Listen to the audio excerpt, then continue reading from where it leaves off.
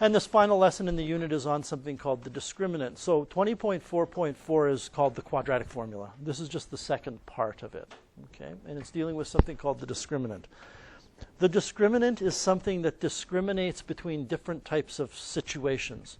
And the word discriminate is not always a bad thing. If you're discriminating based on a person's skin color or gender or height or hair color, then that's not a good thing. But, you go through the process of discriminating all the time, and that's how we survive in this world. Right? You discriminate between things that are safe and things that are not safe. When you grab a pair of socks out of your sock drawer, if you're like me, I don't have time to bundle them together out of the dryer and put them in matching pairs. I just have a big drawer of socks. I discriminate. Like if you looked at this sock and you look at this sock, they're the same kind of sock. I don't wear a blue and a green sock, so I'm discriminating. I'm using my skills to identify different types of things. And that's how you should think of the discriminant. We're going to do a warm-up here, and we're going to use the quadratic formula to solve each of the three equations. And I'm not going to do a lot of talking here. What I would like you to do is use x equals negative b plus or minus the square root of b squared minus 4ac all over 2a to find an expression for the solutions to this equation. And as far as I'm concerned, everybody, right now, I don't care if you simplify this square root thing. Whatever you get, I don't care if you simplify it into a mixed radical, okay? I just want a number set.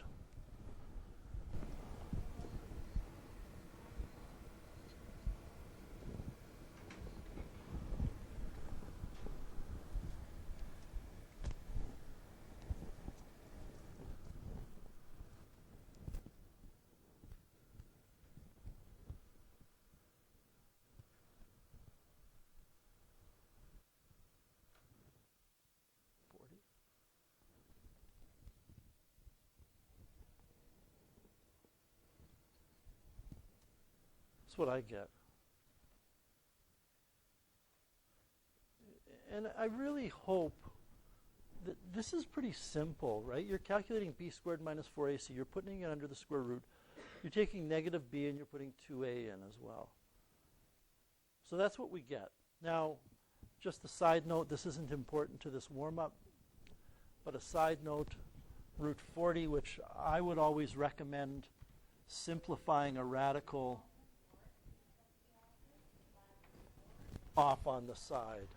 I think as soon as you start to simplify the radical inside of this, things get, I don't know what the word is, cluttered. There's so much going on. We'll just figure it out on the side. 40 is 4 times 10, so root 40 is root 4 times root 10, which means we could put 2 root 10. So 8 plus or minus 2 root 10 divided by 4. This definitely qualifies as dividing, quote, everything, as Cadence says, by 2. We can divide the 8 by 2, the 2 root 10 by 2, and the 4 by 2 to get x equals 8. Nope. To get x equals 4 plus or minus just root 10 divided by 2. And that is the answer to warm up number 1. If we wanted to, and I don't want us to, but if we wanted to calculate these numbers as decimals, this thing translates to x equals 4 plus root 10 over 2, and x equals 4 minus root 10 over 2. And I just want to ask you one question. And you're going to have to listen to it and let it sink in. Can you appreciate that these are two different numbers? In other words, if you put this in your calculator and you put this in your calculator, you get different answers. Because, 4 plus root 10 is going to be a big number divided by 2. 4 minus root 10 is going to be a smaller number divided by 2. There's two different answers here. That's kind of the important thing here. Relate the solutions to the graphs of the corresponding functions. Well, let's graph this just on our calculator. We're not going to write anything down on paper.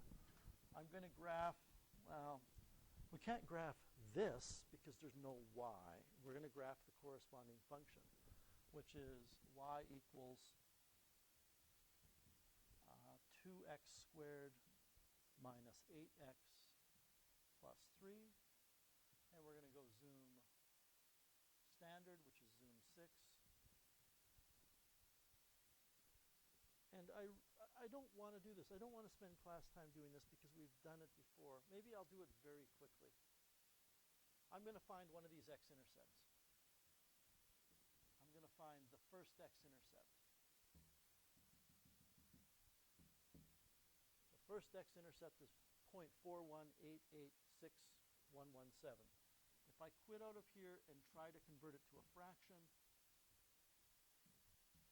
I can't do it. And it isn't that my calculator isn't strong enough. It's not possible. Why isn't it possible? Because it's 4 minus root 10 over 2. It's an irrational number that contains radicals. I can even show you 4 minus root 10, enter, divided by 2, gives me that number. So when we're asked to relate the solutions to the x-intercepts, well, they're the x-intercepts. Or relate it to the graph, they're the x-intercepts.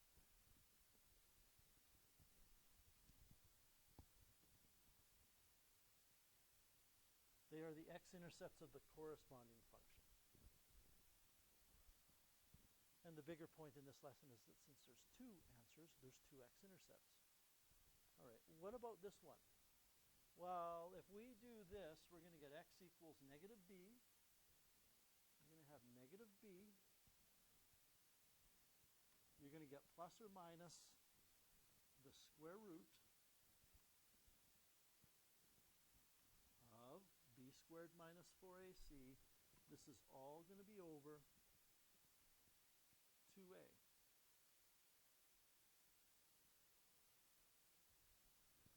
And I'm just showing it to you this way symbolically to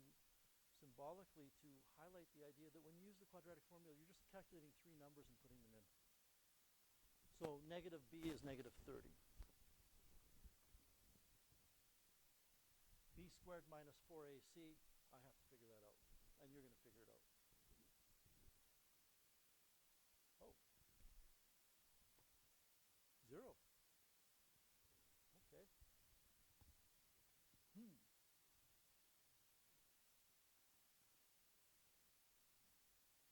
That's kind of interesting. That's important, actually.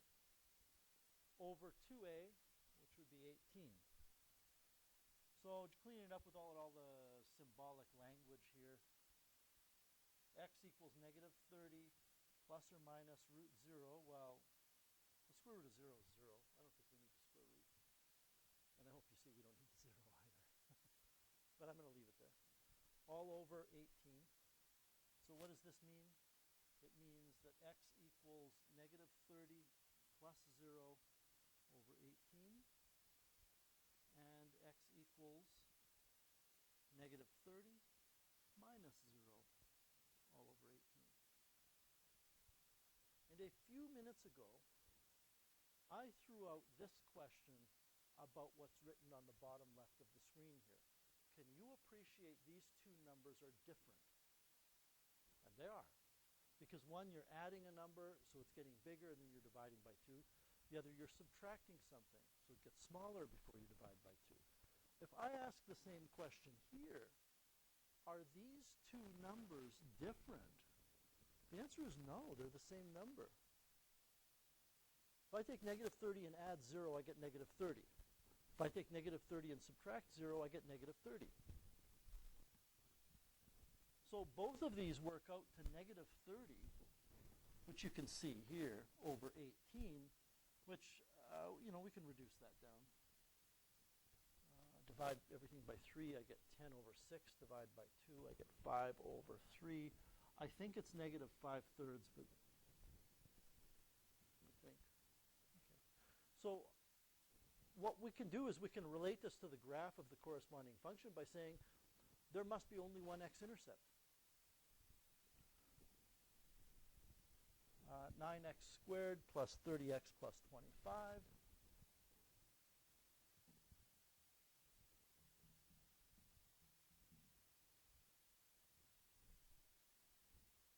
There it is, 1 X-intercept. And, we're learning from this. We don't need to write this down. It's going to be summarized in your notes in a bit. But why is there 1 X-intercept? Because of this 0.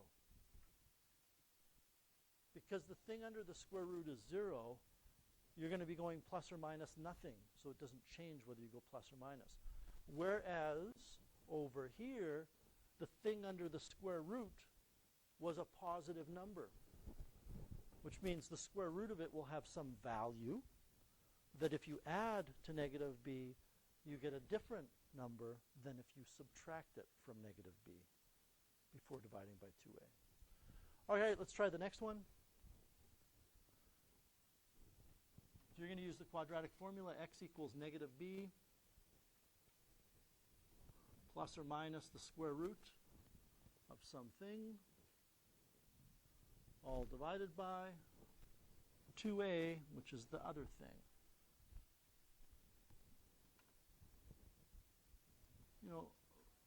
For goodness sake, if you can use the quadratic formula, don't start writing down this stuff. This is for people that are maybe struggling with what goes where and how I can put it together or how I can make it easier. You should get 4 plus or minus the square root of negative 8, all divided by 2a, which is 6. Okay. Just clean that up a little bit.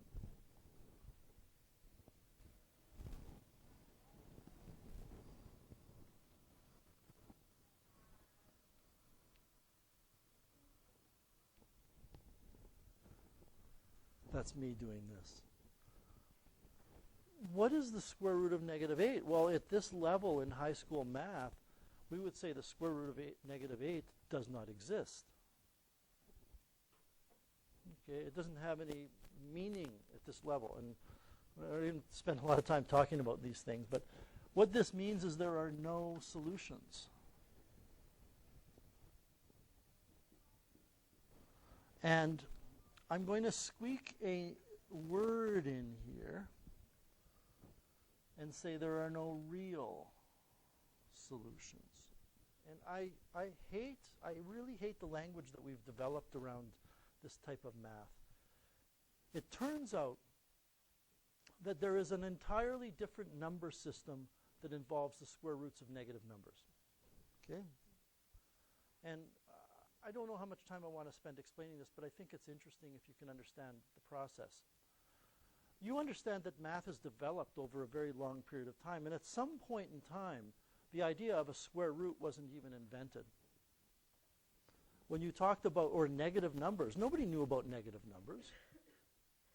When, the cave people are sitting around the fire trading rocks for birds or whatever, they don't talk about negatives. There are no negatives involved. And the idea of a negative to them would be as foreign as the square root of a negative number is to you. It doesn't make any sense. But I will tell you right now, there's this whole branch of mathematics built around the square roots of negative numbers. And in physics, we encounter this in university physics, you get a physics equation.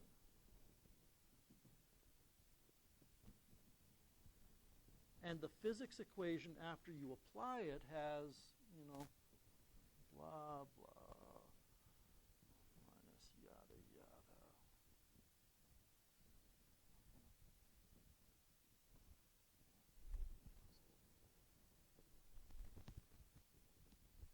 You get a result from physics, from Isaac Newton's formulas, that because of the way the formula is structured, you need to evaluate the square root of a negative number. And for the longest time, everybody thought that meant the problem had no solution.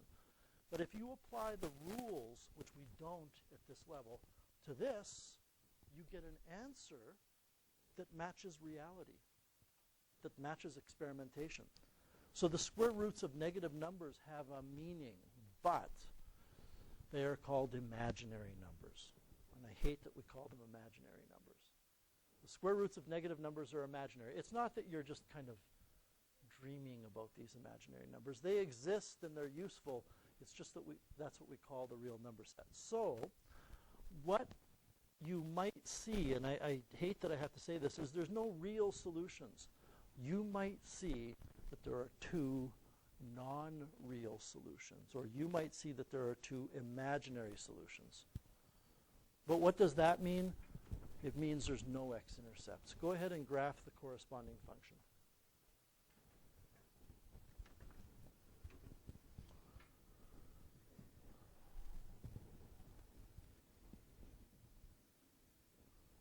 So we have 3x squared minus 4x, and then plus 2, zoom 6. Well, it doesn't touch the x-axis. And it's a parabola that opens up and is above the x-axis, so it doesn't touch.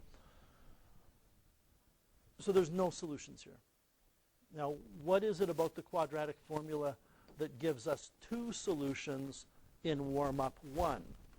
Well, the thing that gives it two solutions is this number being greater than 0.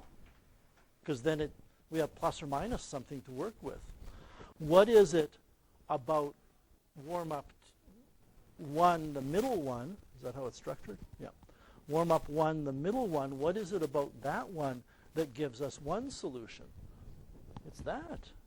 It's the number under the square root sign. What is it about the third one in warm-up 1 that gives us no solutions or no x-intercepts? The thing under the square root. And the thing under the square root is called the discriminant.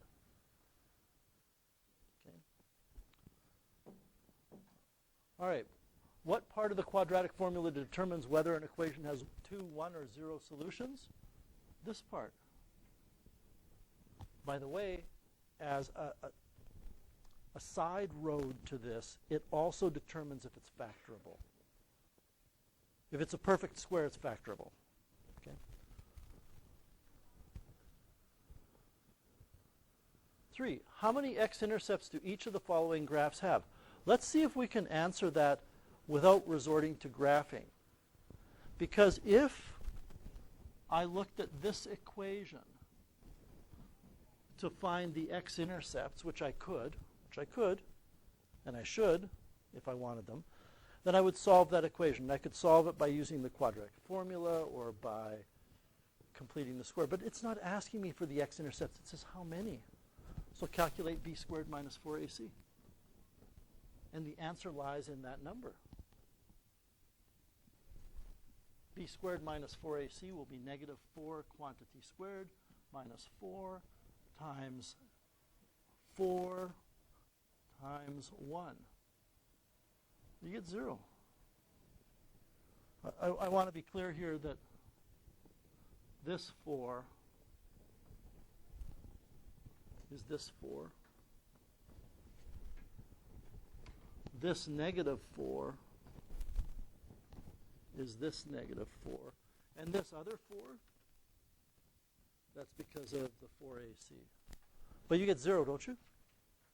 So how many solutions would there be to that equation? Well, only one.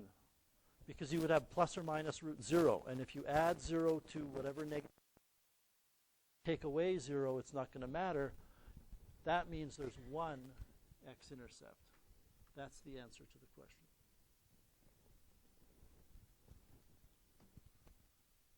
Well, this one. Let's calculate b squared minus 4ac this time. So I want everybody calculating this. I'm just going under the assumption here that you know how to calculate it.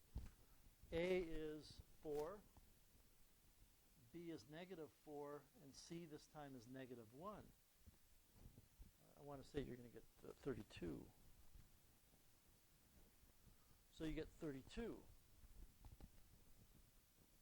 Well, again, you don't have to write this down, but if the x-intercepts are going to be negative b plus or minus root 32 all over 2a, if when you put that into your calculator, you're going to get two different answers. You're going to get one when you add the square root of 32, and then if you take away the square root of 32 before you divide, you get a different number. So the answer to this question is 2.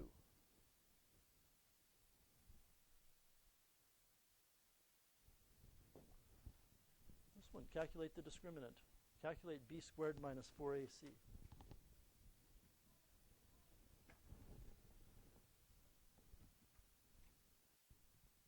Oh, well, it's negative. I mean, I can just tell it's negative because I'm going negative 1 squared, and then I'm going to subtract 4 times 6 times 11. 24 times 11 is 240, 264. 260, negative 263. Okay, I forgot about the 1. This is negative 263. So why are there 0 solutions? Why are there 0 x-intercepts? Why is 0 the answer? Because if you applied this to the quadratic formula, your x-intercepts would be found by taking negative b plus or minus the square root of negative 263 all over 2a. Well, we can't, in our reality in high school math, deal with the square root of a negative. It doesn't exist. It's not real. I think that covers it for that page, yes? Okay, so let's turn the page and just go through the notes here. I've kind of explained this to you, but we're going to briefly go through this and go through the pictures that are given to you. They're a little bit more visual for some of you, quote, visual learners. The discriminant of a quadratic equation is the value of b squared minus 4ac, because it is the number that discriminates between the 3 different cases of 2 solutions, 1 solution, or 0 solutions. If b squared minus 4ac is positive, now I'm not a memory guy. I don't remember this. As soon as I saw is greater than 0, I looked away, and my brain said, if it's greater than 0, I'm going to be going plus or minus some number. So plus will be one answer, minus will lead to another answer. There's 2 solutions. If b squared minus 4ac is negative, I know there's no solutions because b squared minus 4ac is under the square root sign. And you can't take the square root of a negative. If it's equal to 0, then I know I'm going to go plus or minus 0. And whether I add 0 in my calculation or subtract it, it doesn't matter. I get 1 solution. So the diagrams are there. I got to change my notes. Don't get too hung up on this 2 real and distinct solutions. 2 solutions. 2 x-intercepts. Okay? If b squared minus 4ac is equal to 0, this was greater than 0. If it's equal to 0, and this is in your notes, then there is 1 solution. Now this is where mathematicians get a little bit screwy. A mathematician would say, oh, there's 2 solutions. They're just the same number. I've seen that in text. So there are 2 real solutions, and they happen to be equal. Well, say what you mean. There's 1 solution. Okay. If it's negative, there's no solutions. I hope that makes sense. Any questions with that?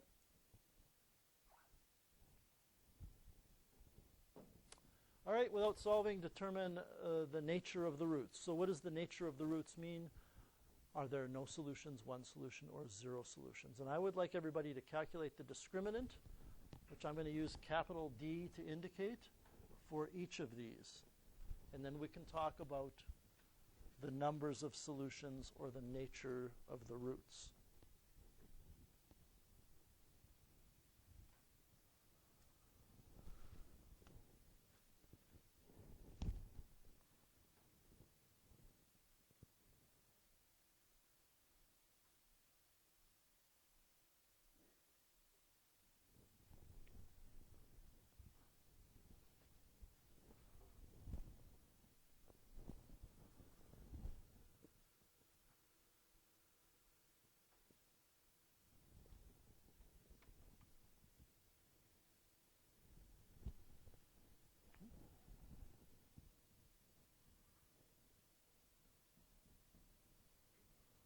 Don't forget you need to zero the equations.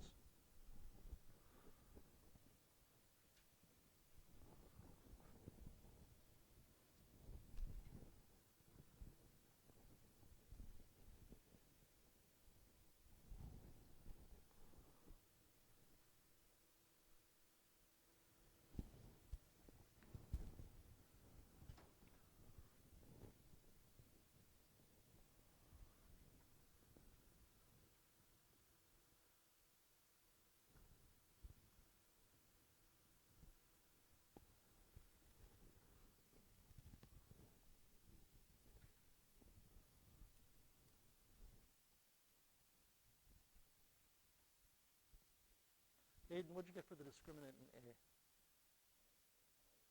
Excellent. Madison, have you got the discriminant for B yet? Okay, I'm sorry.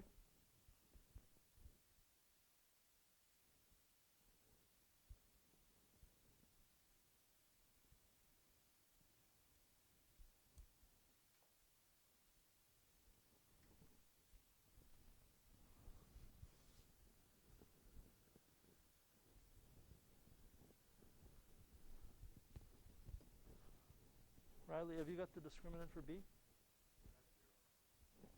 Good stuff. Reese, have you got C? Negative 16, I think is right. Colby, have you got D? Negative 420 is right. I think these are the numbers I got.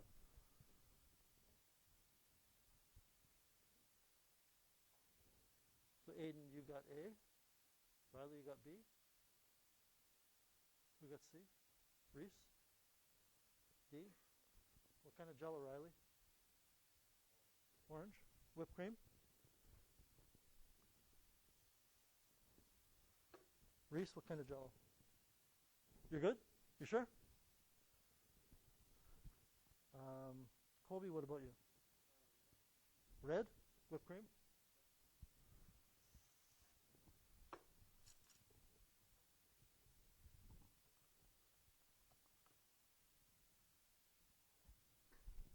Aiden, right?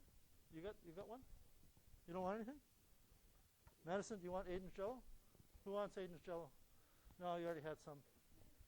Okay. Let's just get this out of the way. Let's get rid of all this Jell-O right now. Thank you. Anybody else? Okay, what kind? Red? Whipped cream? No? Okay. Red is gone. Anybody else?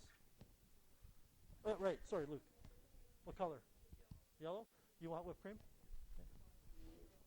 Regular or coconut?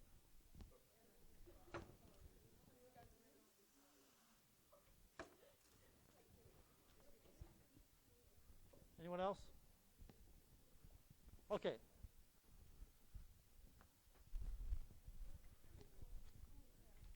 All right, guys. So,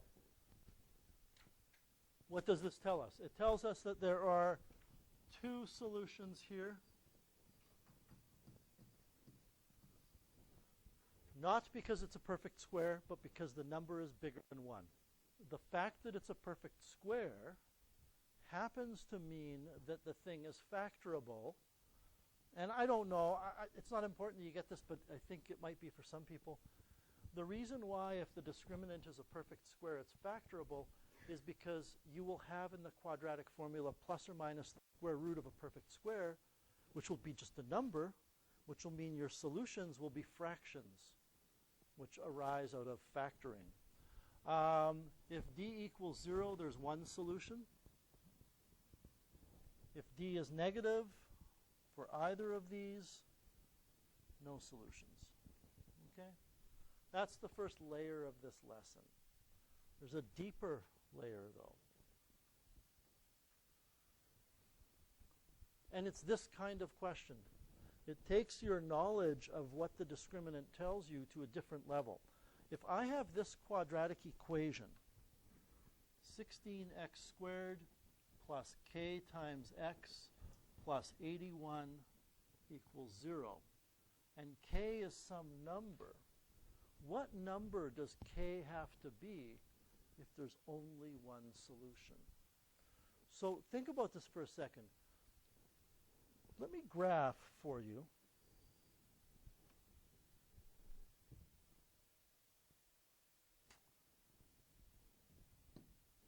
(16x squared minus 15x). I'm just picking a value for k of negative 15 plus 81, and I'm going to graph this. I'm going to go zoom 6. Figured that might happen. I'm going to go zoom out, which I wouldn't recommend doing too often. Did I not enter it correctly? Oh, it's going to be quite large. I'll come back to my idea in a bit. But do you see that depending on the value of what k is, you could have 2 x-intercepts, or you could have no x-intercepts, or you could have 1 x-intercept? It's saying, how do you get 1? And the key is recognizing that b squared minus 4ac has to give you 0. Why equal to 0? Because there's one solution. So when I look up here, b is k. I can write k squared minus 4. K squared minus 4 times 16 times 81 has to equal 0. And I can figure out what 4 times 16 times 81 is. Well, I can't. My calculator can.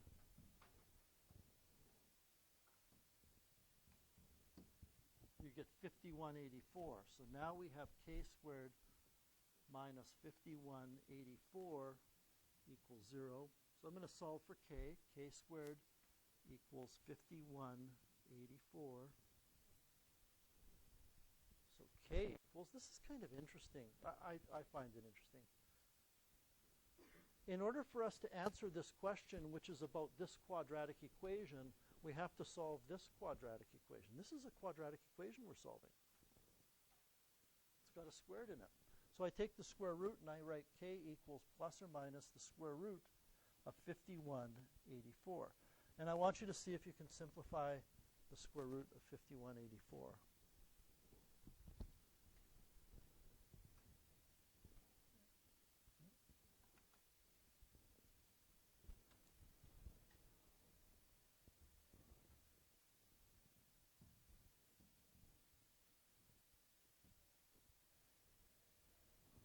Yeah, it's a perfect square, right?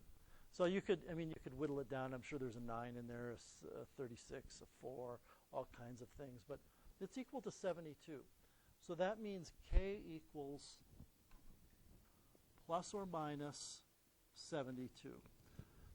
So we had, I want to see if I can get this on my calculator. We had 16x squared plus 72x plus 81. And I put y equals. So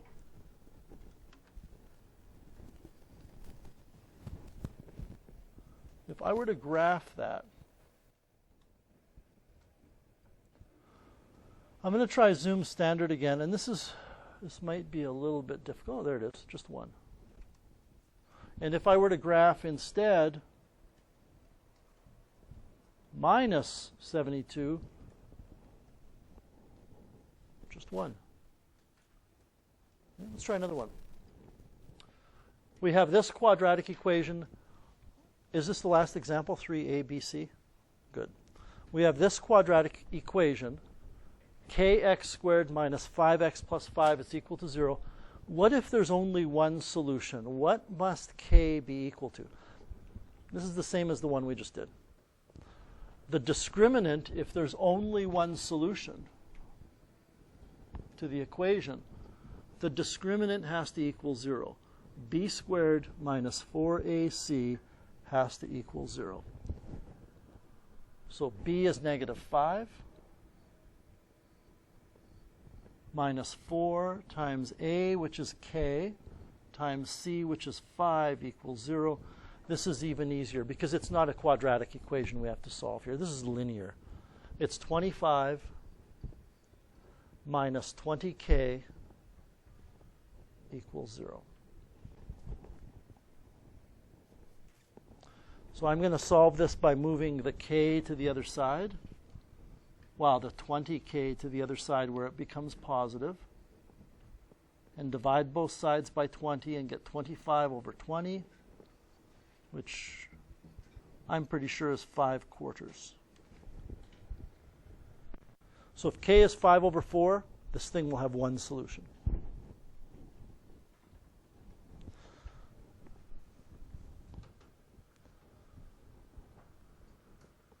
We take a look at b. What if there's no solutions? Well, that means the discriminant is going to be negative. There's something about this question that you might be looking at going, no, well, no, I could finish this now. I understand it. But there's something else going on here that I need to talk about. Now, I'm not going to recalculate everything. If you look over here, this was our discriminant. 25 minus 20k was the discriminant. That was our b squared minus 4ac. If you want to show this work again, everything above it, that's fine. But I'm going to write 25 minus 20k is less than 0. And I really don't know if we've discussed this yet. I want to know what k is, so I'm going to rearrange for k. And I've kind of trained everybody to take the k's since they're negative and put them on the other side, right? And when we do that, you get 20k over here. You have a less than symbol, and this is 25. And when you divide, you get k here and a less than, and you get 5/4, right?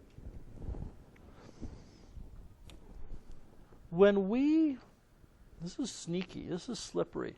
When we get this statement here in A, 5/4 equals k, 5/4 equals k is the same as saying k equals 5/4. I'm going to use different letters to draw this point to your attention, and different numbers. I am going to say 8 equals I. All right? Don't worry about why I chose that number and that letter. If I take that, 8 equals I,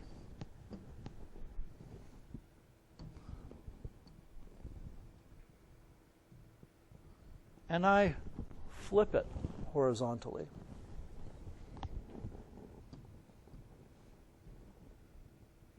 it still says I equals 8, doesn't it? I chose I because when you flip that I, it still looks like an I, and when you flip 8, it still looks like an 8. If I would have chosen R and 7, it would have looked dumb. Okay? And that's fine. If you have a number equals k, then k equals that number. But when we look at this, where we have 5/4 is less than k, what that means is k is greater than 5/4. You have to let that sink in. I can show that to you here with the same kind of analogy by saying, what if I had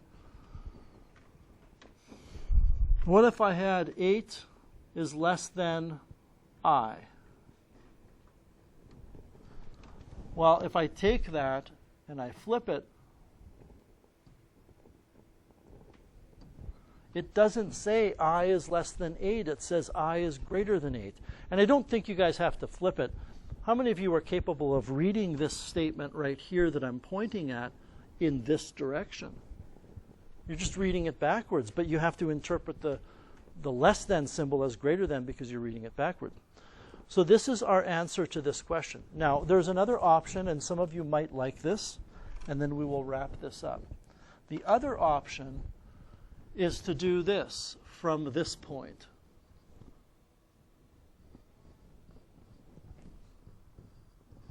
Is to just rearrange for k.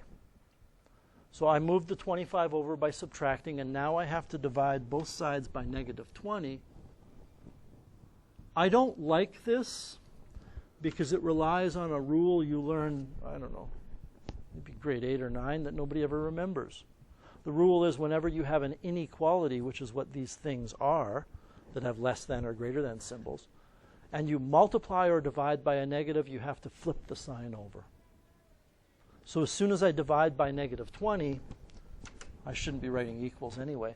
As soon as we divide by -20, that less than turns into a greater than. That's the rule you have to remember. And we're left with that. Are you with me on that? Okay, let's look at C. And I want to show something to you. I'm going to answer C in a different way. You could certainly answer C by taking that 20 minus 20 Is it 25 minus 20k? 25 minus 20k? You could certainly take the 25 minus 20k and make it greater than 0 because there's two solutions. But everybody look at A. Do you understand A, the discriminant was equal to 0? B, the discriminant was less than 0? There's only one other option, it's this one. So if in A we discovered